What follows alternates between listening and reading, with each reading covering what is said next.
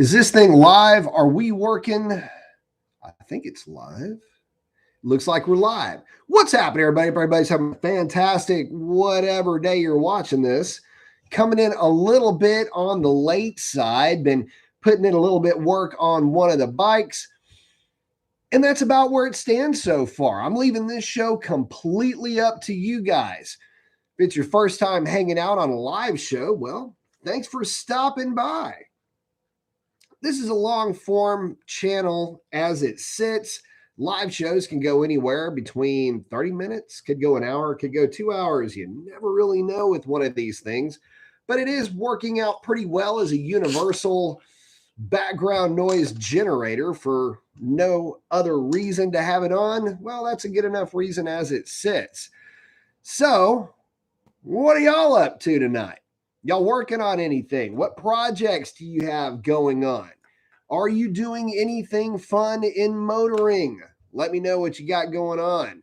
In the meantime, again, if it's your first time watching the show, I'll be checking in with the folks that are checking in with me. So I'll just start yammering on. I'll start calling folks out and answering their questions. First in, Itch. Good day to you, sir. Marco is in. What's up? Nitro Crew first. With the flex and the ball guy with the shades. Skid saying, "Sup, be you sick?" Allergy attack. So for you guys who don't know, I randomly will have some allergy attack hit me seemingly out of nowhere. And the funny thing is I could be in a room full of cats, not have a problem. I could be standing underneath cedar trees in the middle of spring and not have an issue. I never once had a problem when I lived in Northern California when the redwoods went ballistic. But for whatever reason, sometimes seemingly for no reason at all, my allergies go absolutely crazy. So for 2 days, I don't get any sleep. And for another 2 days, I try to catch up on sleep. And I basically just sound like movie guy. But I'm not sick. Feel perfectly fine. But yeah, that's just where we're at on this. Mario saying, I beat a RS3 out of the hole hard with the 392 regular cab and the 4x4. Very nice. Yeah, those trucks launch real hard. Marco's asking, 100 shot okay on the 392? It's okay on the 392 provided that you put a tune together for it and that you fuel it properly. A lot of guys would run secondary fuel systems. A little bit on the fence on that, mainly because of fuel distribution in that intake manifold. I'm not convinced that it's all that great. But it's better than nothing.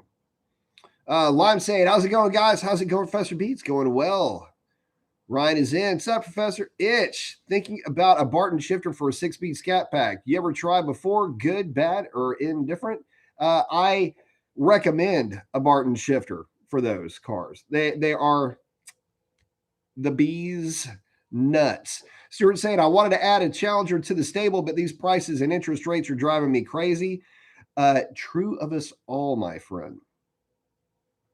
Skid saying, could be that fresh Houston air. Yeah, nothing is cleaner than Houston air. That's the truth, man. Ryan saying, got a Taurus 856 38. Really? The Taurus 856 38 Special is actually not a bad gun. I know that because I've got a Rossi. I think it's a Rossi, which is more or less not much different than a Taurus.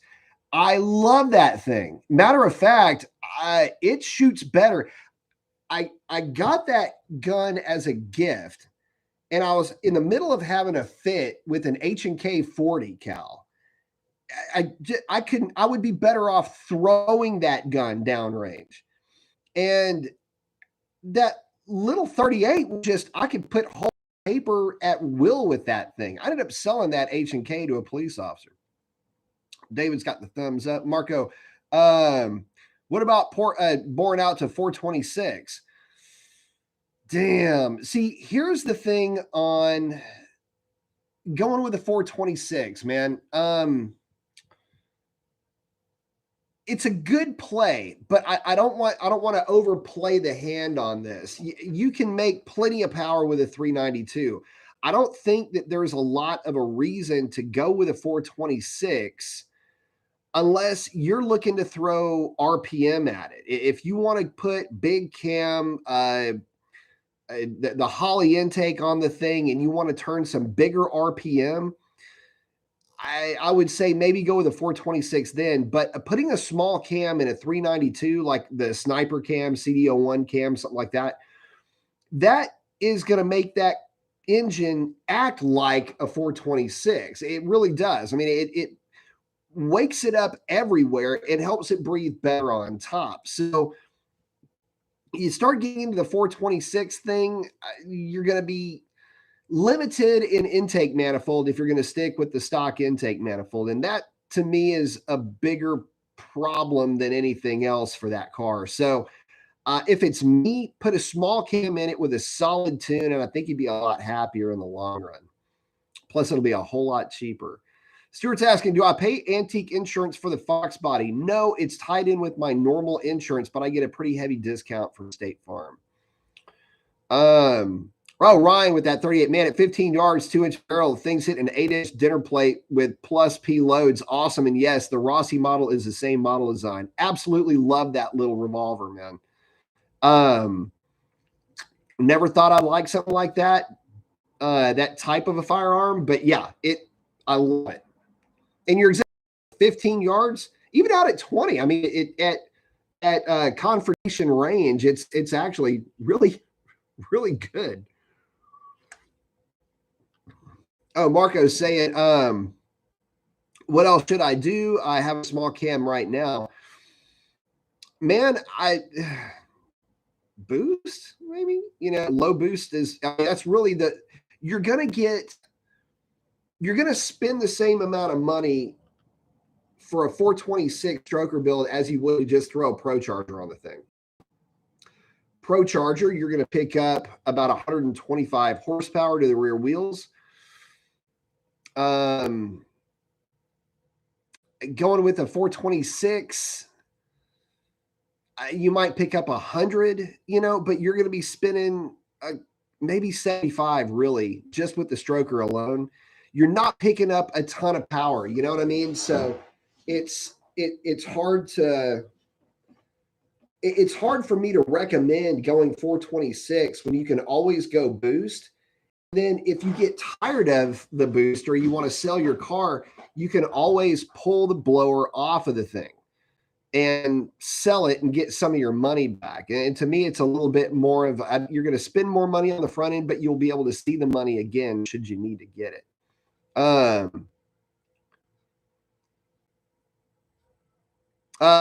am in Houston, Marco. Ryan's saying great carry for the ankle. It's a good little gun. I like it. So getting more into, the mod scene on the Mopars, I need to post it up. I've got a 3-run, I guess, best way to put it, with Stormy on the Draggy. The truck did run 1361, but just barely rolling into the throttle. But again, it did run a 1361, so there is that. That's the quickest that truck's ever run. So it's a good thing. But I say that, the truck ran a 1361. God, I'm telling you guys, that Hurricane 6 will absolutely run right out of the life of that truck. And that's just with the standard output version of that engine. Ryan saying window switch is 75 shot. Man, I'll tell you what, I thought about that for a real hot minute because it wouldn't take much for me to put a tune together for nitrous for that truck. I've done them before, at least for other cars, not for one of the trucks. It wouldn't take a whole lot to do. I think that if I were to do anything else to that truck, I would probably want to do something on the exhaust side to make it more efficient before I threw nitrous at it, because nitrous is so good. I love me some nitrous. But the problem with nitrous oxide is it's like an amplifier for any problem you might have with that thing. So if your setup is such that it's inefficient, naturally aspirated on nitrous oxide, it will not only be inefficient, but it could potentially be a little bit dangerous. In other words, more sensitive to knock is really what I'm driving at here. I'm not saying that it's going to be danger. It's just that it's going to be more sensitive to knock in general. So you got to take that into consideration when you're putting a combination together. And with fuel quality being what it is, and with material quality being what it is, you got to make sure that you're not taking any unnecessary risks. And even with a stock cam, and the 5.7's actually got a pretty okay cam if you want to go, if you want to, hit it with nitrous, it's actually not a bad blower cam either. Although it's small, it's got a really nice profile. That's what she said. Haha. Anyway, but no, it's got a good profile for centrifugal supercharger anyway. So with a 115 LSA. Let's see. Marco saying 22 small boost, 5 pounds. Good combination. Like I say, that combination will get you around 115 to 130 horsepower to the rear wheels. Hey, Sovereign's in. Said, hey, be on for a few minutes saying hi. You okay? You sound like you're under the weather. Nah, it's allergies. I'm not sick at all. I feel great. It's just allergies. Basically, what it feels like is it feels like I got hit with a really solid, I mean, just properly placed straight right in the freaking snot box. And it's just got everything shot right now. And that's what it feels like.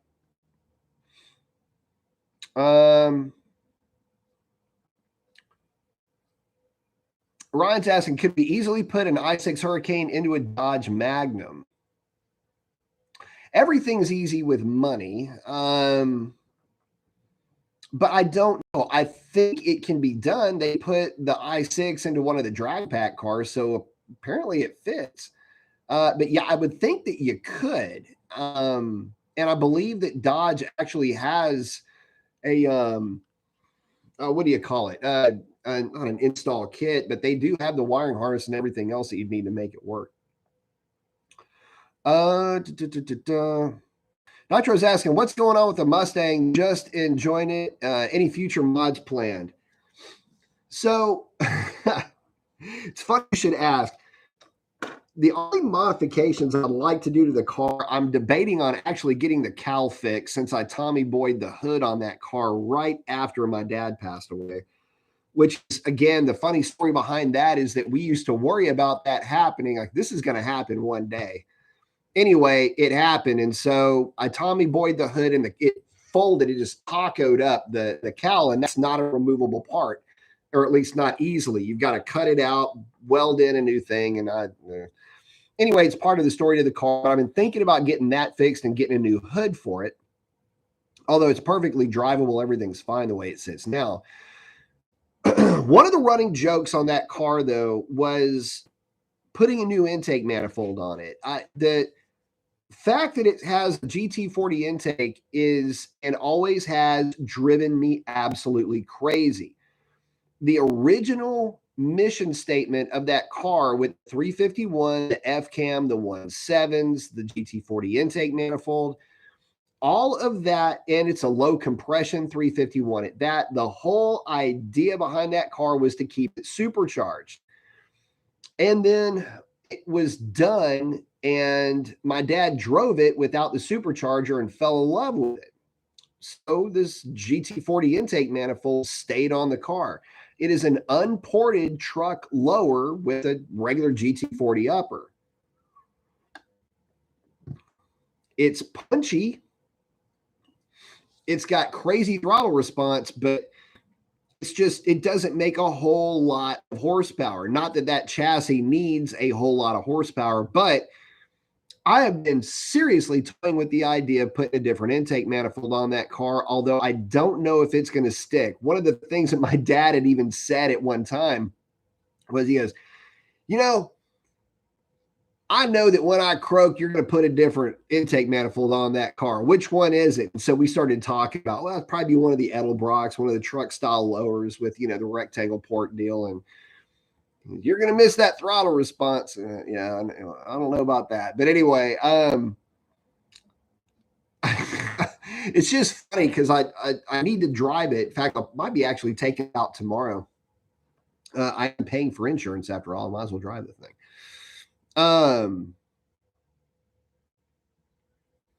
Let's see. But no, at this stage of the game, probably not too much. No, I haven't seen Paul's video yet. But I will be checking that out. I think it's limited. It's not that high, if memory serves me correct, but I haven't talked to him. Oh, Itch, I was too red eye much faster talking about the top speed. Yeah, there's some kind of a speed limiter on that car. I think it has more to do with the tires themselves than anything else. The speed rating on those Mickey Thompsons is not that great, and that's for a sustained speed too, by the way. Sir Franklin's, good evening, B, and everyone. Good evening, sir. VA Rocker is in. But let's see. But yeah, the Mustang, really not a lot on the books on that car. You know what? That car isn't going to get any more power until I get the suspension sorted out with it.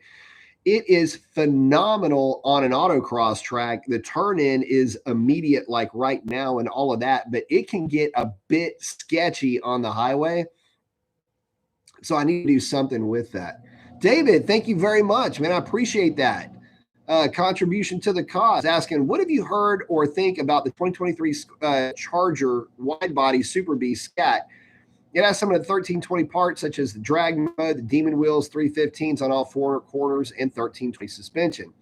It also has the 1320s torque converter, as well as all of the modes are the same in the Uconnect screen. So the body control module shares all the same stuff that the 1320 does. It's my favorite of all of the cars that are on offer from Dodge. So there's that.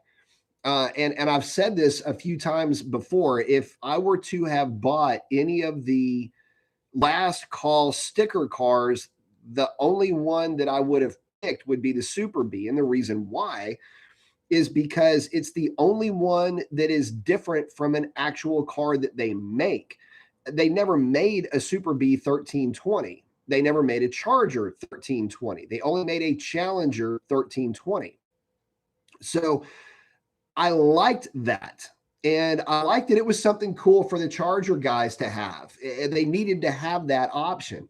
Whereas all the rest of the cars, they're just a variant some way or another of yet just another Hellcat or a TA. It wasn't any different than what you could get if you just bought any other car on offer, right? So that's why I like that the Super B so much, is because it gives you everything that a 1320 has, but it's a Charger. And again, that's cool because you can only get that option through that particular car. So hopefully that answers the question. I mean, if it were up to me and that was the only car that I was going to buy, that would be the one that I would get of those cars that were on offer.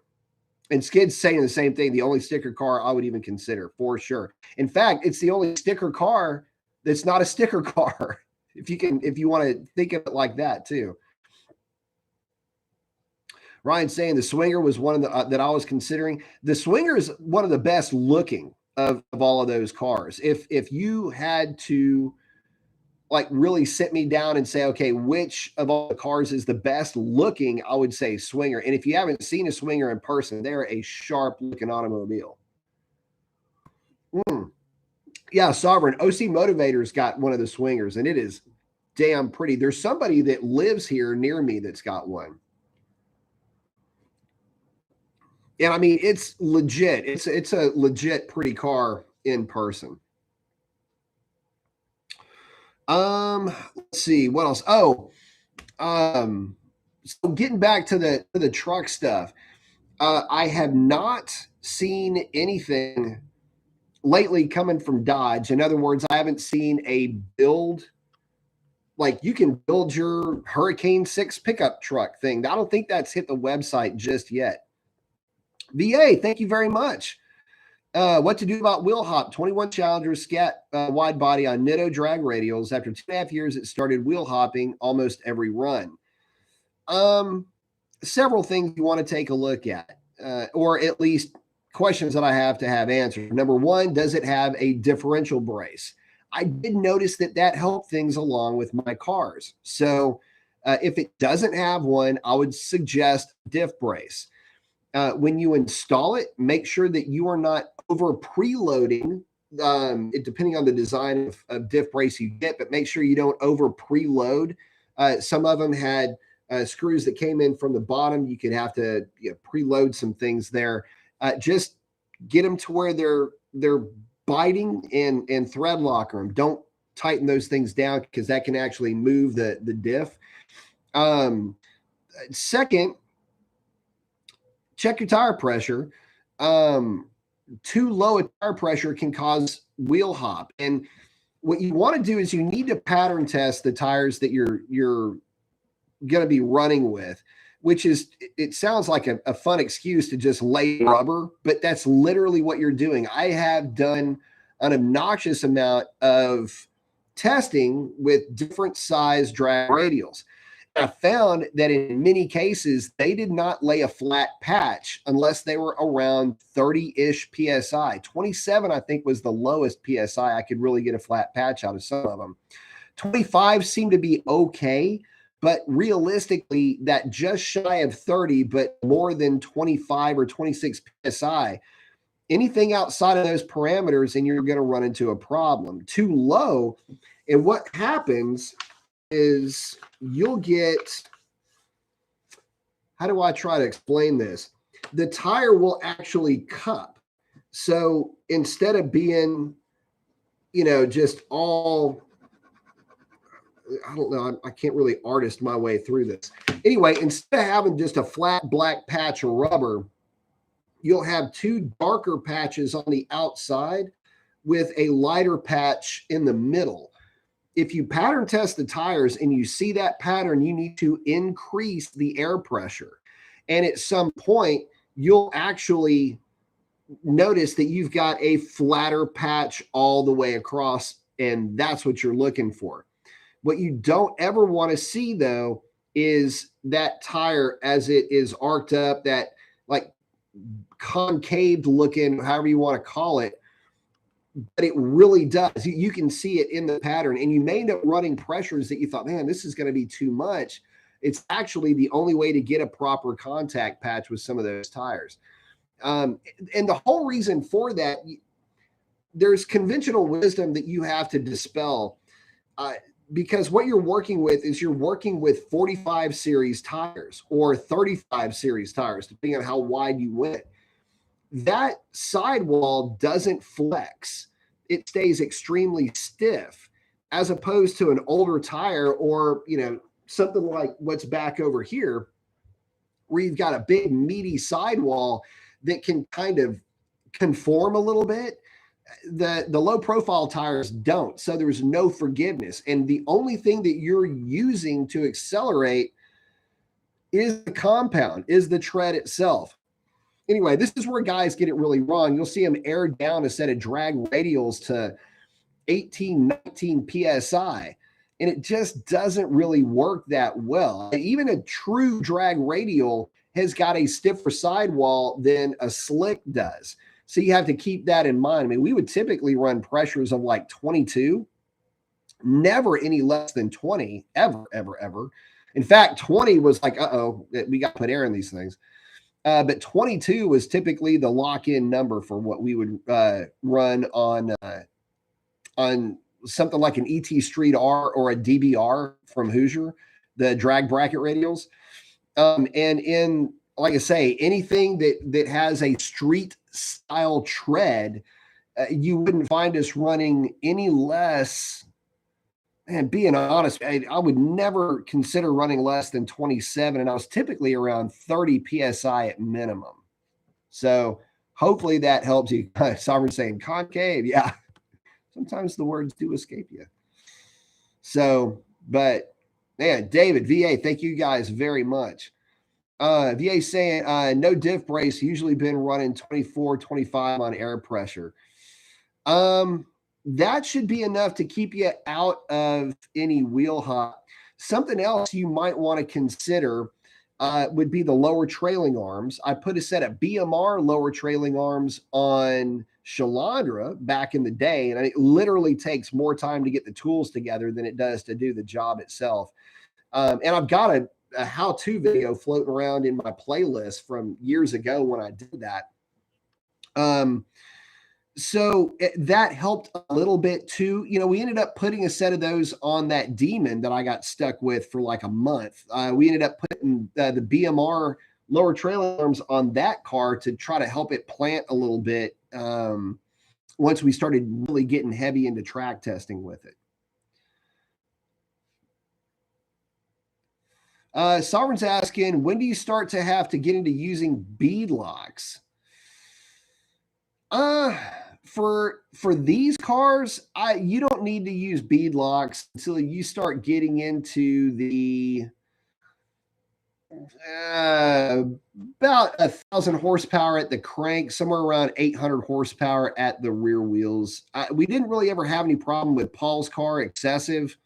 I mean, you get a little bit of spin inside the wheel.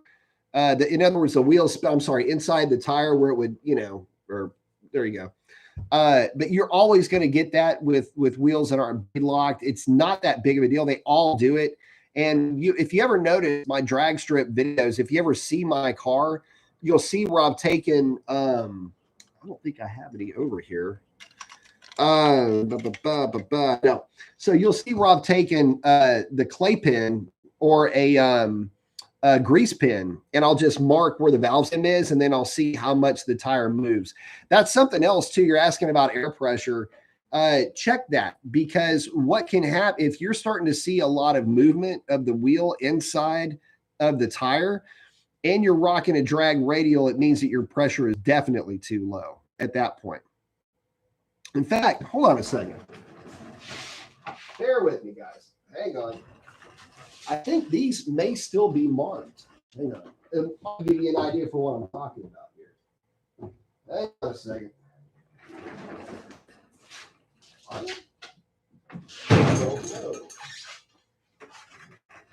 Yeah, here you go. This will give you a great visual of what I'm talking about. All right. See that? So see these marks, guys, right here? These are the areas where I've grease pinned. This is how much that guy used to be over here. So that'll give you an idea as far as how much these things can walk. It is what it is. You don't ever have to worry about the tire popping off or anything like that. It's really more of a making sure everything stays balanced type of a deal. But yeah, I am the guy that, yeah, I do even mark which wheel goes where. It is the driver's side. So anyway, hopefully that helps you out. All right.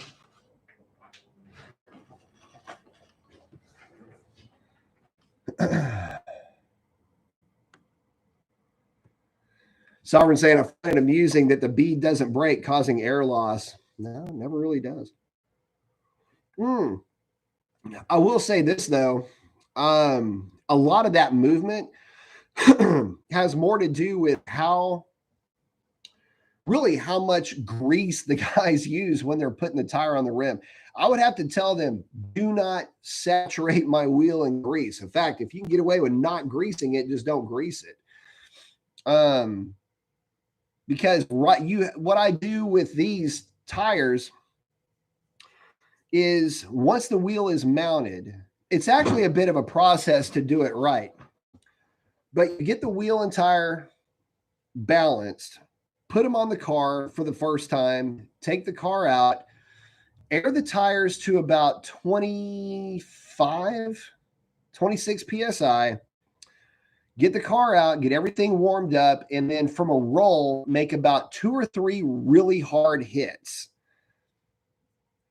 You're going to want to mark the tire before you do this, by the way. When you get back, it's going to move a lot more than you might give it credit for.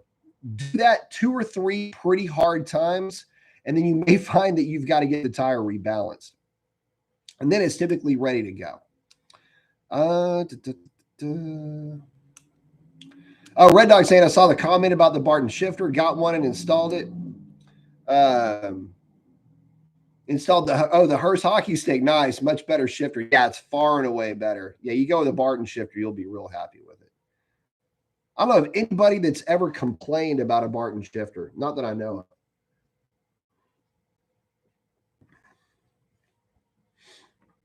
of. Itch was looking at the pistol grip, that Hurst. Hurst is good too. I've never actually used a Hurst. In fact, in all my time messing with these cars, I don't think I ever had messed. Did I ever mess with a Hurst? Not that I can remember. All the ones that I messed with were Bartons. Sovereign's asking, am I missing Revlon already? No, not at all. I'd love to tell you that I am. I've got all the memories. I've got all the pictures. I've still got the tune. Revlon still lives. I mean, Revlon's in this computer that I'm talking into right now. But no, I don't really miss that car. The reason why I don't miss it is because, you know, it's one of these funny things. You get to a certain point. You get to a certain point with a car, and it's as good as it's ever going to be for you. And the car was just sitting. I wasn't really driving it. And when I did drive it, I didn't get a chance to really enjoy it the way that I wanted to. It was really more of an anchor for me at that point. For me, it was tying up a whole lot of assets. The resources that car represented was significant, as you would probably imagine. And, you know, it just didn't hold the same. It just didn't do as much for me anymore, mainly because I could not get the performance out of that car on the street that you can get out of it at the drag strip. I wanted something that I could have fun with on the street. I didn't necessarily have to have the fastest thing, because you'll never have that. Not for very long, at least, if you do. I just wanted something fun. I wanted something more entertaining. I wanted something that was more laid back, or that was more something else. I just wanted something different. And so with the prospect of the new Hurricane 6 coming out for the trucks, that's a big deal for me, guys, because I'm really more of a truck guy than I am a car guy. That's the other thing. Because of that, the truck kind of speaks to me a little bit more than the way that the Hellcat was. And I know it might seem a little bit weird that somebody would say that they got bored with a Hellcat, but here's the thing. It's not that I got bored with it. It's that I got a bit burned out with it. What was I going to do? Take it out, go for a spin, clip it up to 120, 130, 150 miles an hour. Just pick a number that sounds big. Once you start touching into some of those speeds, so you've done it. Okay. So now I've done that with the car. And that's, you almost have to do that with the car though, right? Because if you don't, what's the point of even having it? So for me, it lost its way a little bit for me. And so for that, I thought, you know, if I let that car go, that'll free up some assets to where when the truck hits, I might be able to get the truck that I want. And that to me might be a little bit better than having the car itself. I think that an HO variant 4-wheel drive version of Stormy would be a whole lot better in general, not only for me and for the channel, but it's going to represent the more newest of the things that are out there. But more to the point, I can use that some bitch and have fun with it all the time whenever I want.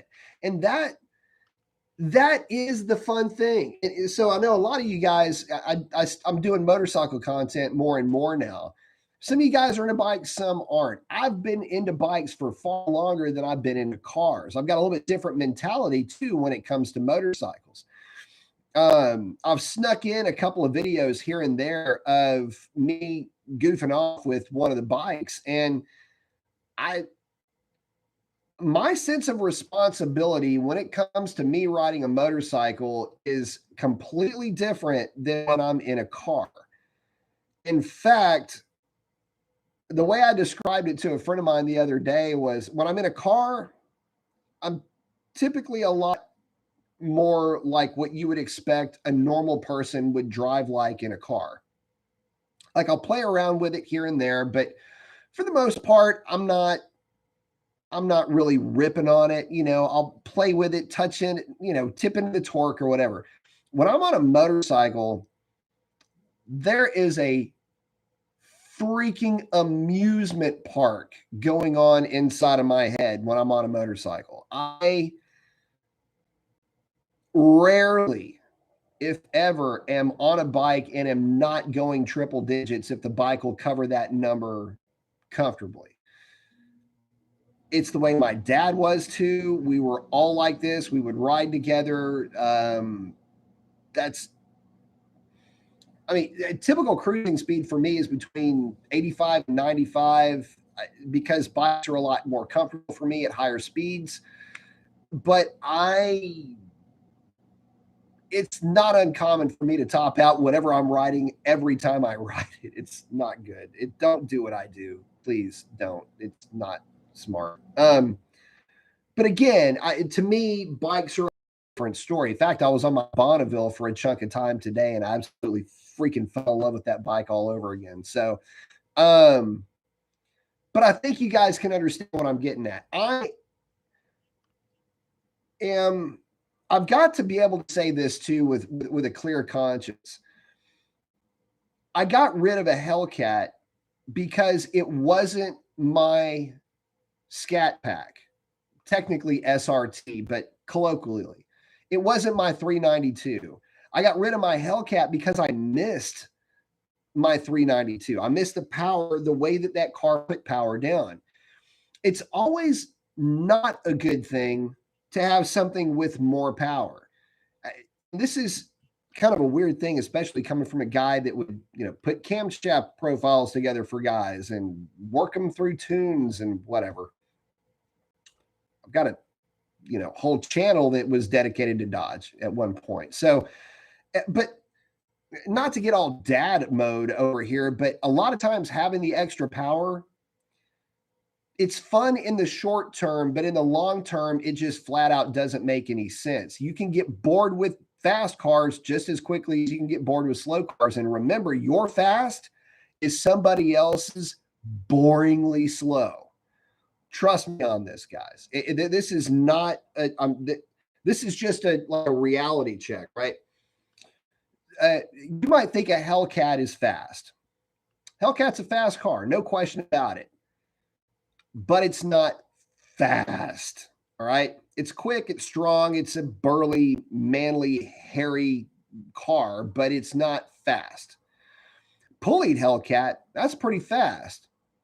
Well, right up until you run into pulleyed and nitrous Hellcat. Well, that's pretty fast. And then that's pretty fast too until you run up against twin turbo Mustang on the highway. And then you find out what fast really looks like until that car runs into guy with GTR. And then things get super hairy because, I don't know, LS twin turbo nitrous truck shows up to the party and keeps up with everybody. You get the idea. And those guys get bored with those cars too. And so the perpetual, chasing the dragon thing starts to take off. For me, I like to get good at a particular platform. I don't necessarily want to be the fastest, but I want to be at the top of the food chain for whatever platform that I am working with. That's what I did with the Scat Pack stuff. That's what I did with the Stock Boost Hellcat stuff. And, maybe we can do the same with the trucks with that Hurricane 6. It could be cool to at least give it a go, right? But the idea is still the same. To ask if I miss a car, it's kind of funny because nobody asked me if I miss Shalandra. And the reality is that I miss that car in a way more than I miss Revlon. And that's not because there's more distance and that distance creates a much prettier picture. It's not necessarily that. In other words, the distance from today and from when I got rid of that car.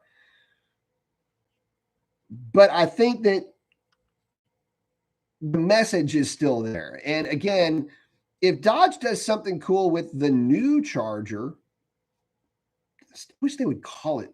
I don't want to waste a wish on that, but it would be cool if they would call it something else. You know what I mean?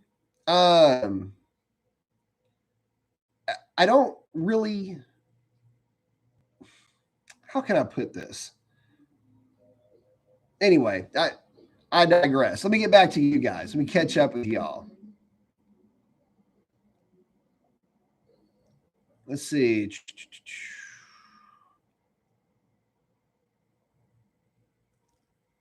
Bear with me. Bear with me. Oh, David, that's the reason why I asked about the Super Bee was I was looking at one today, thinking getting it, and not a lot of info on it. And you're right, there's not a lot out there, and that's a weird thing too because that is a legit drag race, properly set up car too. I don't know why there's not that much out there on it. So it seems like a shame to me. Joseph is in. What's up, Joseph? Rift is in. Liam saying the novelty wore off, I guess. Well, see, here's the problem too. Liam brings up kind of a solid question. Well, did the novelty wear off?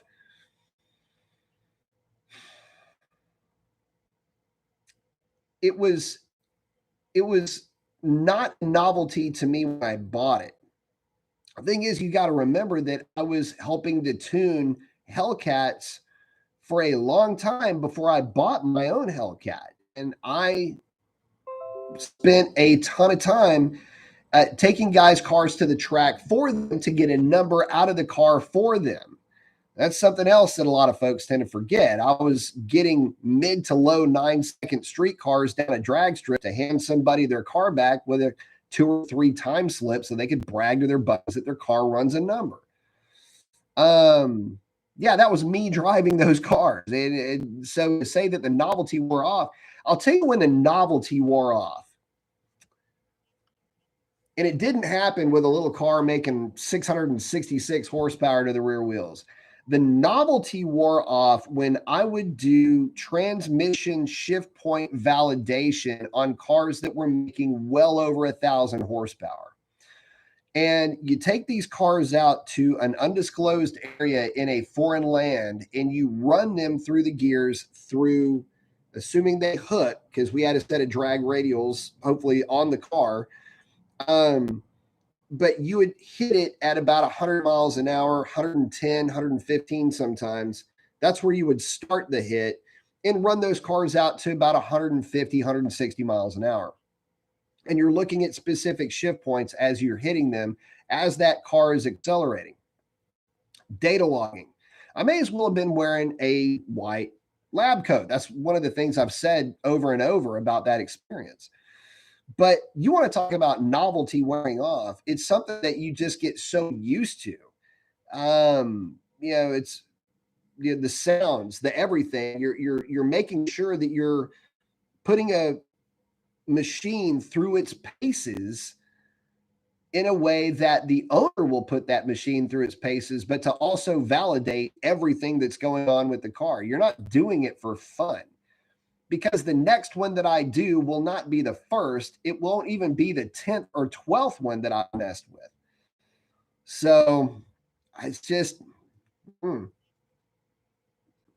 we did that for all of them. So it could have been an NA57 car.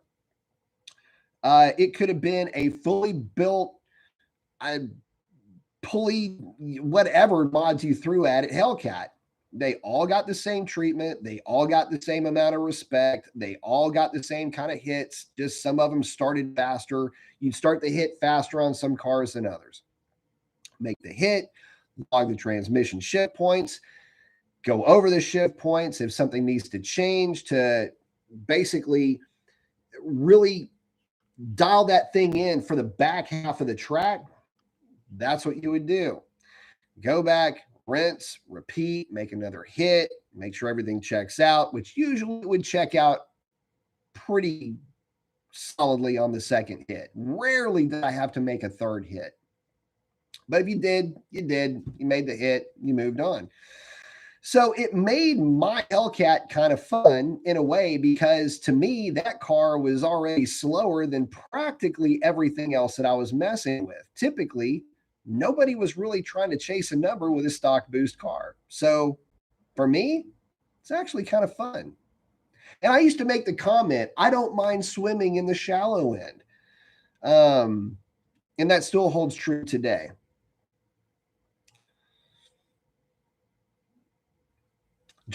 Hellcat on the street seems like going to a strip bar. Happily married to my NA392 Scat. That's the show. Would you ever own another Scat pack? Sure.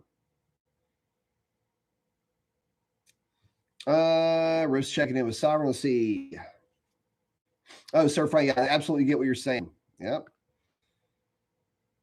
It's kind of weird when you've been in the industry too. That's another reason why, guys, look, don't ever take it personally if you talk to somebody that works at a shop and the person that works at the shop is they're being you take it as being hurt, or you take it like maybe they're being short with you. If you take it like they're just not sharing your enthusiasm for what you're doing, a lot of that has to do with the fact it's the 50th version of the same thing that they're looking at putting together. And a lot of the times it's answering the same question and trying to explain to somebody that what they're asking for is not necessarily based in reality. A lot of times you have to re-educate folks because the aftermarket and marketing has screwed up expectations, or simply bad information has gotten out and it doesn't, there's so much quick educating that has to come into play sometimes working with customers. So that's another thing too. I don't know why I even bring that up, but it's kind of true. Liam saying that new i6 would be fun in a 1500. I mean, I guess not if you're towing all the time, but really fun truck, I'm guessing. I don't know. I can tell you this, that Grand Wagoneer that I drove with the HO inline six, the HO H6. Yeah, that post drive thing that I posted, that quick video where I'm saying, boys, this is not a joke. This is not a drill, all hands on deck, whatever it is that I said. That was not contrived. That was me fresh out of that thing talking about it. And that was a 6,500-pound truck, all-wheel drive, spooled it up I just went like that, and that was it. Thing absolutely hit. Sport mode shifted like it had a transmission tune in it. I credit where it's due, guys, that they got the transmission tune really good. And listen, it's a lot of it has to do with the trans tune, guys. If that trans tune does not migrate into the truck and the car, then it will not do that engine justice. Believe that. Kids saying because bikes are better. I am amassing a rather impressive collection, I believe. I do have my eye on another bike too. This is so bad. I can't believe I'm even saying that. Hi, I'm B Mason and I have a motorcycle problem. Someone saying as awesome as the Hellcat is, I think I'd be content with the Scat Pack. Dude, Scat Pack's legit. I've always been of the mindset that the Scat Pack is the best. It was the best value of the cars if you just wanted to leave one stock or just play with a trans tune. You don't even have to play with tuning those cars for the 2019 and up cars. The OS is really that good. Riff, thank you very much. Saying advanced engineering flex fuel system for my super stock is coming. The kind you plug into the fuel line and supposedly does not hurt the car. What do you think of those? That one, so that one does not adjust timing at all. It only will adjust the fueling. It's my understanding that it works fairly well. I know that I think that's the one that Speedy was using on his car. Could be wrong about that. No, was it? No, somebody else was using that. Speedy's ended up being tuned on E85. Anyway, God, man, I must have got my wires crossed. Anyway, it's my understanding that it actually works fairly well. I don't know enough about that system, though, to really give you a sophisticated opinion of it, mainly because we didn't, or when I worked at Pites, Alex didn't ever mess with those systems. The vehicles were always tuned specifically on E85 for E85 only. And so because of that, a lot of these systems didn't come into play. This was also at a time where some folks thought they had cracked the code on E85 and they really didn't. We had one, I can't mention any names, but we did have one of the Trackhawks come in. And this guy was a freaking penis wrinkle of a human being, man. I just, what a fucking douche nozzle this guy was. But anyway, he comes in there. It was kind of like somebody coming in off the street wanting to trade hands with, you know, in the boxing gym, right? Like, I know what I'm doing. I whoop your ass. Anyway, this guy's freaking Trackhawk, that whole OS, basically the tune disintegrated. I don't really know how else to describe it. The truck started to learn around the tune. And anyway, found out about this because the guy kept bragging about how good it was, only then to have it fail to start when the thing got warmed up. It was really weird. In fact, the guy showed up practically in tears with this thing one day when I was locking up the shop at like 11 o'clock at night. Or not, yeah, probably close to 11 o'clock at night. Like, dude, you're coming by here and you want to act cute now? You want to be all buddy-buddy? I was like, nah, get the flip out of here, man. Anyway, we ended up getting him straightened out and tuned the thing specifically on E85, and the thing ran great. But I don't know. It just, again, I don't have enough information on that system on board for me to really tell you much more than that. And of course, the information I'm giving you on that Trackhawk is years old. Let's see.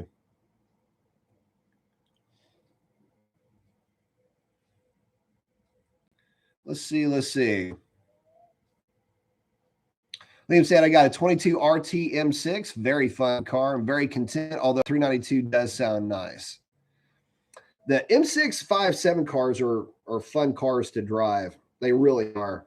It's a shame that more people didn't pick them up, if I'm being completely honest.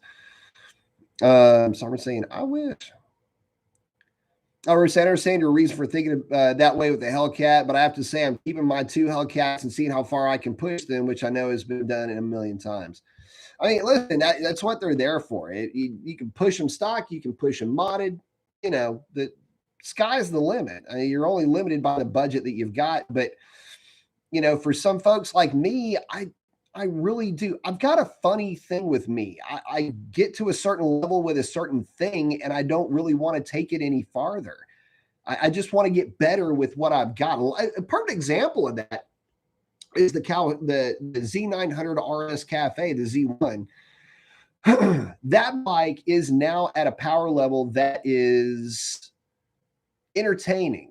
It's not overly frightening and it's not overly powerful. There are some things I'm going to do to that bike that are going to make it a little bit safer. With a steering stabilizer, I've got a YSS steering stabilizer coming for it. But aside from that, needing more power, I'm just not a size queen when it comes to wanting more power out of whatever it is that I've got. I typically like to get it to a satisfying good number, and then from there I'll get really good with the combination. And then once I absolutely master that thing, if there's then a desire to get something better, then I've got a skill set coming into that, getting the better thing that I'm talking about, that is far and away going to outshine most of anybody else that's going to be messing with whatever machine that we're talking about. Could be a bike, could be a car, could be whatever. So there's that, right? I won't necessarily have the experience, but I will have an experience, something where I've become proficient with it, or at least very efficient with it. You're saying I'm still having fun. That's all that matters. True that. I was saying we always seem to. Oh, hold on. I'm getting these notify me things popping up out here. I was going to say, we always seem to want what's on the next level. I saw Ducati Panigale V4S today. I had no business sitting on that thing. Way too much bike. Yeah. And that's another thing. Y'all want to talk about stuff that's just obnoxious for the street. My Z1 has a better power to weight ratio than my Hellcat did. And it's considered to be not really all that fast.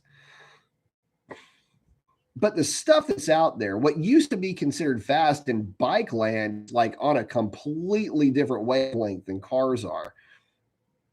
To the point now where a lot of guys are no longer buying them that are that stratospherically powerful. It's just and the ones that do, and the ones that are going absolutely ape shit with those things on the street. Golly, I don't. That's not the way I want to check out, man. That's all I can say. I know there's guys that are extremely proficient with that platform, and I get it. A lot of guys do a lot of track days with those types of bikes.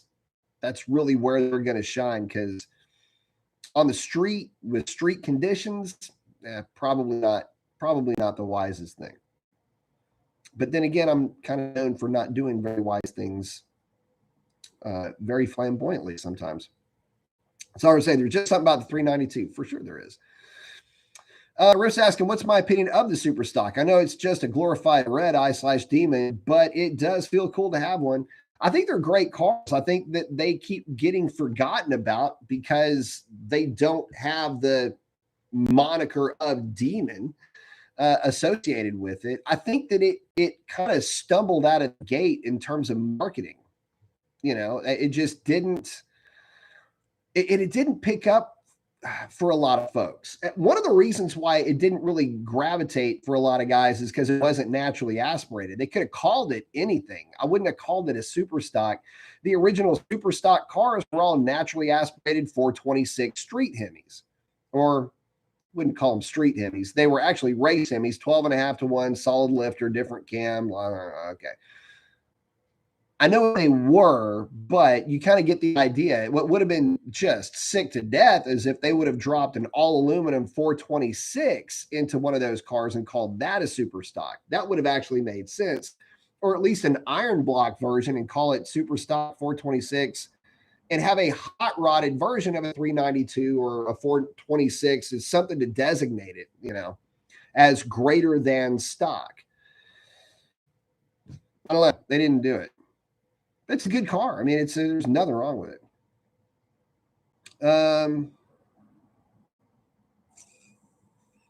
Oh, Snakey. So then a Hellcat Red Eye is faster than a Demon 170, but not in the quarter mile. No, not at all.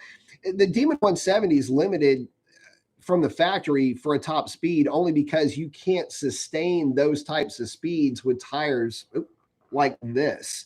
They're designed to accelerate, but not to sustain up to a certain speed.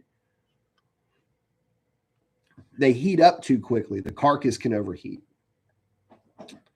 Sorry, it's not Bugatti fast. No, not with those tires on it, and not with the stock tune. Franklin's hanging out with skids. You were saying my 2015 Hellcat around 920 now, wheel horsepower, but I'm not going to push my super stock until the warranty is done. Good plan. Summers, there's always somebody faster. That's the name of the game. That is the name of the game. And it also depends on the game that you're playing too, because that is a moving target. Liam said, I saw a Lexus LS 400 on the highway today just moving. That's a fun car, by the way. Eric is in. What's up, Eric Tate? Rip saying, sup. Truth, Eric, Sovereign. We're saying, just know that Revlon's on my 2015 Hellcat. Don't know if you remember when you said I could use that name. Call it whatever you want, man.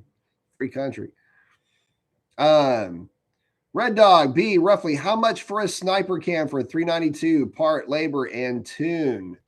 Need to get a hold of Pikes Performance for that. Tell them you want a CD01 grind. They'll get you squared away. Tell them I sent you. Eric is saying, good evening. Good evening, Eric. Good to see you, buddy. Oh, we're saying I ordered a flex fuel setup from my super stock. Supposedly they're safe and won't void my warranty. Oh, I think I already answered that. Yeah, I don't know much about them. Don't know enough about that one, but I've heard that I've had people tell me that it works great. So I personally have never messed with it. Well, I'm saying I get what you're talking about. I have a brand new 23 Hellcat in my garage, and I miss my 2018 392 TA. I traded in for it like you wouldn't believe. I'm telling you, man, there are times where I'd love to have just like a 2019, 2020 base model Scat Pack and just throw those wheels and tires on it and just got fun on the street. Do some draggy hits. To me, I just like the scene when it comes to the Mopars here in Cali. There's a really bad side to it. There's a really good side to it. I'm enjoying the good side even after 7 years. Yeah, like Smog. Yeah. Some of the people are cool. Skid's checking in with Eric. Yo.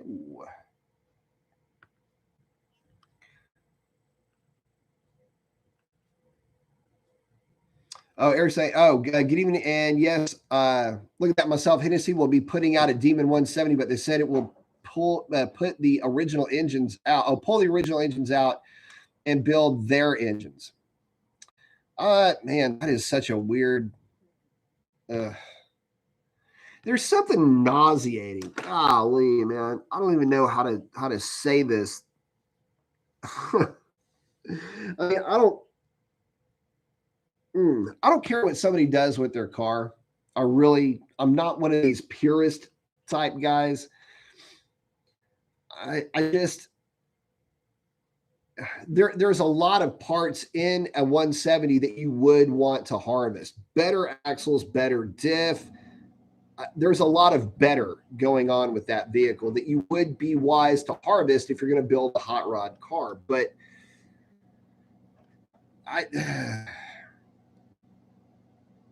if you modify a Demon 170, how very wealthy are you? Like, how very corporate sponsorship are you? And can I have some of that, please? Sir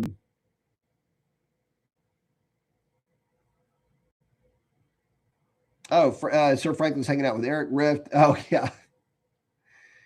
Use that one whenever you want to. Someone said trademark that. We're going to get a t-shirt made, right?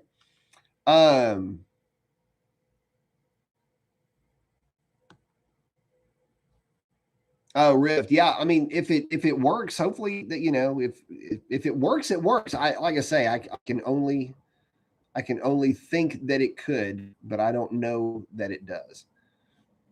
As kids, hadn't heard that one in a minute yet.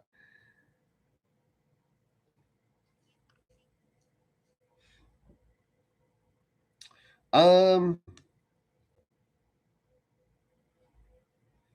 Oh, Rift Sound. I like the idea. I can go to the track and run mid to low 9-second run, and then have the room to drive home with four of my friends if needed. Yeah, I mean, it's uh, it's cool that you can.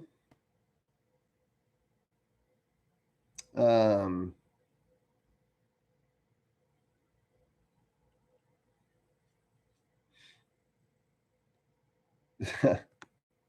Fans are upset, Eric said, about the 170 being limited. Yeah.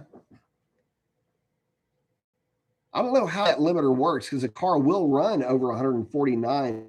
You can't. I don't know if there's a time limit to that. Rick's asking,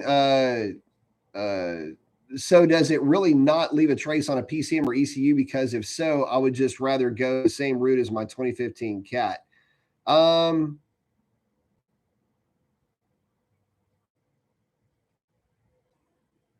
don't know. I think Rick, are you asking me these questions? I'm not sure. I understand. If it's a plug-in, if it's a piggyback type of a system, the computer won't know. It's modifying a signal. So in that case, no. The only way the computer is going to know that anything has been done to it is if something has been rewritten in the CAN bus.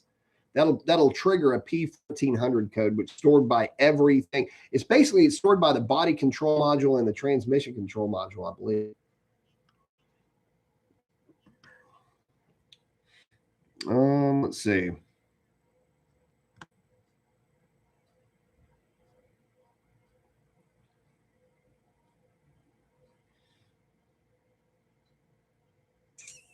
Talking about the super stock, man. I don't. There are still a lot of people spending money on cars during the pandemic. And people with super stock money were buying super stocks. They weren't really affected. Um, Again, it was weird. It was weird for some folks. Like the purists didn't like the name of it. There were some guys like me that pointed out that they screwed up the marketing, saying it was the only muscle car that came from the factory with drag radial. And I put out a video saying, yeah, the 1320 would like to have an argument with your statement. Let's see.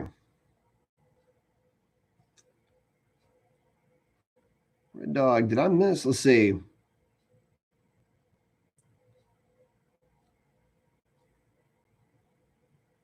Oh, is maybe talking about, I missed it. You got one in his 392. Talking about the E85 system. Let's see. Eric saying, yeah, the super stocks, we all forget about those for sure.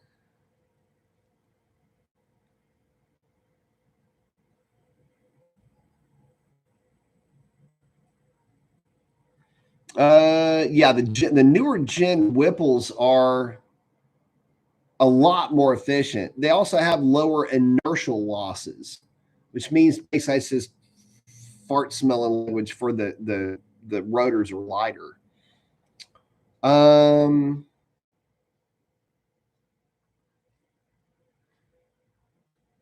DMs at Sovereign. You're always on point with good info. My man is quick with the links. I like it. Kurt saying any marine content would be appreciated. There will not be any marine content, unfortunately. That boat basically turned into a basket case faster than you can say quick.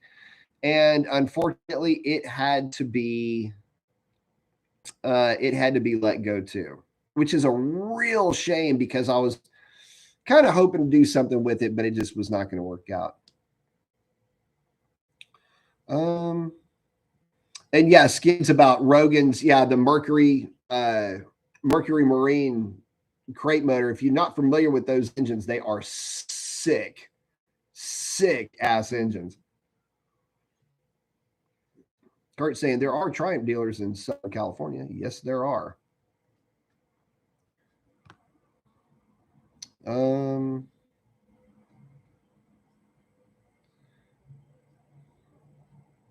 Kid saying the comment about throwing money at things. Guess if you have the most popular podcast, you can buy and have built what you want. True that. When you got Rogan money, you can do whatever you want.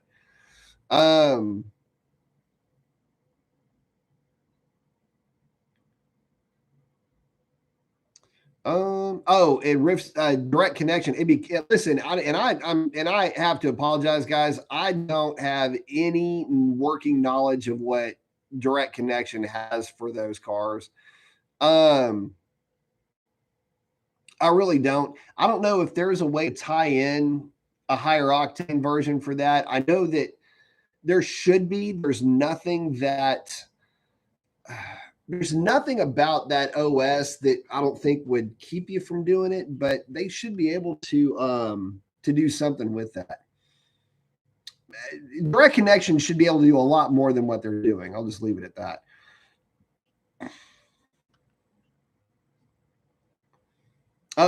Mercury Racing prices their SP4 at 33 grand.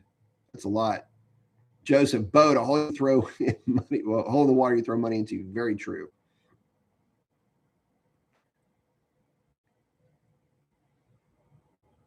Rick saying he lived on a houseboat for about 13 years. Very cool.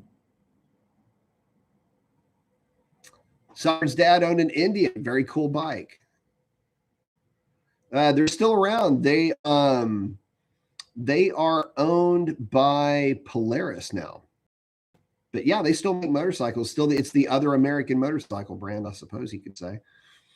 In fact, I was looking at, you look up a motorcycle called the Sport Chief. That's a bike I almost bought. Really killer bike.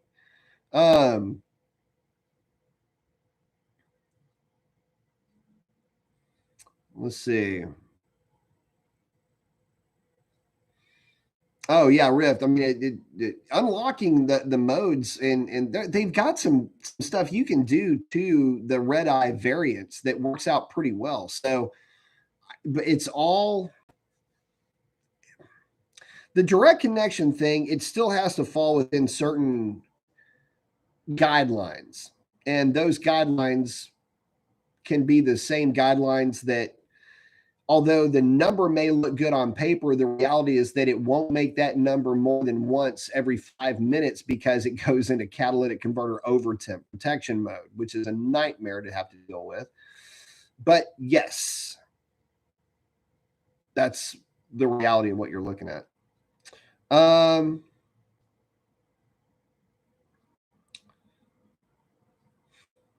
Skid saying Indian is great. Get one and park it next to your Scat.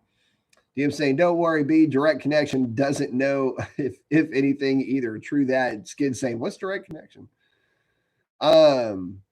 Joseph's asking, is there any way to benefit my 2017 Scat with the new OS? No, just get it tuned. Don't worry about that.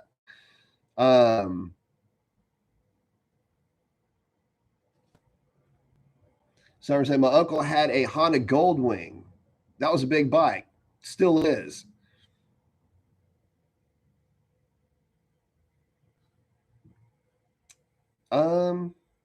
Oh, Rift. Yeah, I mean, you can still get your warranty if you do the direct connection thing. I just, as a tune, I don't think that it's the best tune. I don't think that it's a tune, and you can't even say that it's a tune in name only. It's a legitimate tune, but I wouldn't say it's a legit tune, if that makes any sense. Skids, yeah, the Goldwings are surprisingly nimble. They're not too bad to handle, even though they look like a barge. Matter of fact, there's guys that pride themselves on ripping it with Goldwings. So, Riff saying, I remember you saying that all they do is use NOx sensors when you were talking about how they did it with the Demon and high octane gas, and that is 100% true. And when it is in that mode, the knock sensor voltage, all of that is still basically the same. And if you don't get any knock, then it commands the higher timing values. If it freaks out and doesn't see a knock or sees a knock or sees false knock, it starts yanking a bunch of timing. Skid say gold wings are sneaky fast too. Yeah, they are. A lot of stuff is sneaky fast when it comes to motorcycles. Shoot, that Tiger 900 that I rode was sneaky weird fast. Oh, DM, yeah, the Scout Rogue is a good looking bike. Someone say, well, the only motorcycle I ever rode was a 77 Honda CT Trail 90. Still a good bike.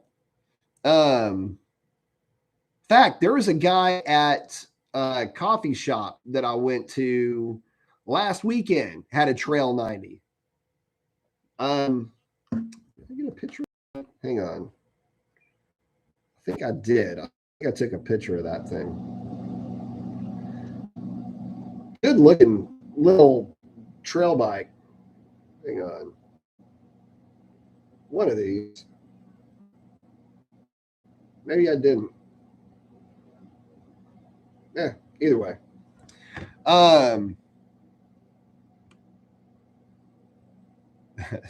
They should be for a 6-cylinder boxer. One bike I am looking to ride, hopefully fairly soon, is the Rocket 3. We're just asking, what's a good bike to get for beginners when it comes to motorcycles? The Hellcat owner in me wants to get a Hayabusa. Hayabusa is 1,300, but I should probably start out smaller. Anything on 2 wheels that you can flat foot that has less than about 70 horsepower is a good first bike. Because there's a skill set that you need to hone that is above and beyond knowing how to work the controls and make the machine go forward, stop, and turn it on and off. There's a certain guys that ride a lot understand this. You pick up a kind of a sixth sense when you're on a motorcycle. There's a certain not really, you pick up on things completely different. You have a completely different perspective when you're riding a motorcycle. You look at other motorists differently. You are usually a lot more attentive to subtle things that cars are doing, just stuff that keep you alive, basically. But a lot of times it'll freak you out because something will catch your eye about the behavior of a car, and you just know that they're about to make a move, and then they move. It's kind of weird. It's just one of those funny things that you pick up on, subtle hints and tells and things like that. And on a really fast bike, if you're not paying attention, you can also get into things called target fixation with motorcycles, which is really scary. It's a thing that happens in cars too, but in bikes, it's a completely different scenario. Anyway, I could bore you to tears with like an MSF class on that. I don't think anybody wants to suffer through that. So, but you develop a skill set over time with a bike that is, it completely supersedes what most people that only drive cars are aware of that is going on around them.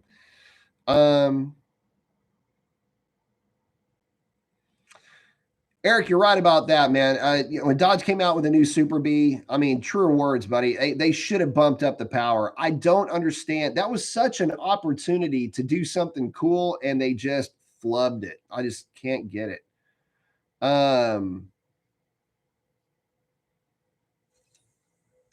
Let's see.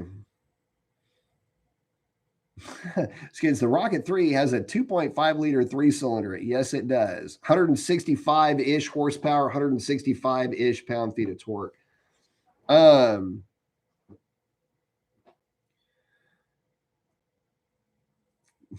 saying that boxer motor is worrying me. The last time I rode one, I was dragging the engine covers. Yipes.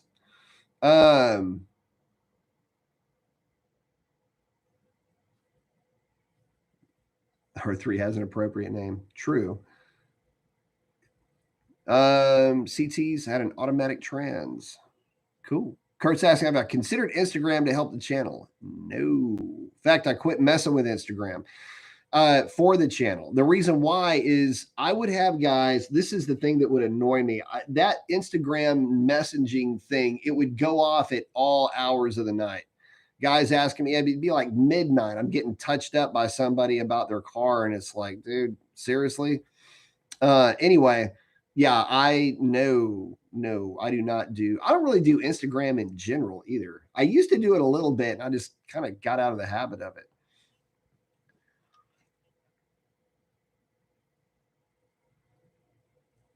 Eric saying motorcycles are cool. Yes. Because hey, DM, the newer ones are not so easy to scrape up. Actually, the newer ones are pretty agile little things.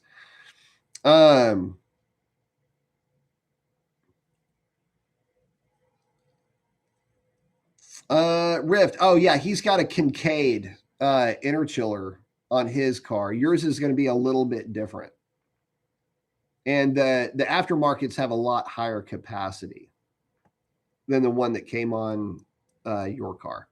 And the one that came on your car, actually, it won't function if the air temp is lower than 50 degrees. Or was it 55 degrees? 50 something degrees. That's ambient. DM say, oh, it was a BMW. Some of the new Beamers are really nice. Still hard to get over the Boxer, though. Well, gents, we are checking in at coming up on about an hour and 20 minutes, and my voice is about to fall off. So with that, guys, I'm going to go ahead and wrap it up. Listen, thank you all so very much. I appreciate each and every one of y'all. Would not do this without you guys. Listen, get out there and do something cool for somebody. Chances are they need it way more than you know. And with that, be safe out there, guys. We will catch y'all on the next one. Thanks again. That's a wrap.